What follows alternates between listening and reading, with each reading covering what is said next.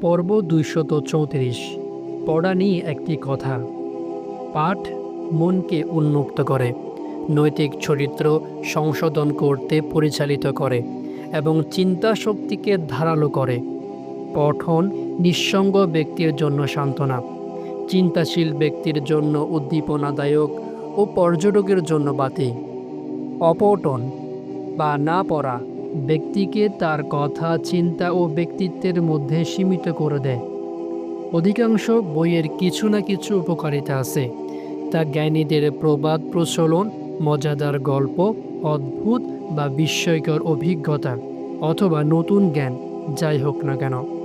এটাও বলা যেতে পারে যে পড়ার উপকারিতা গণনার অতীত।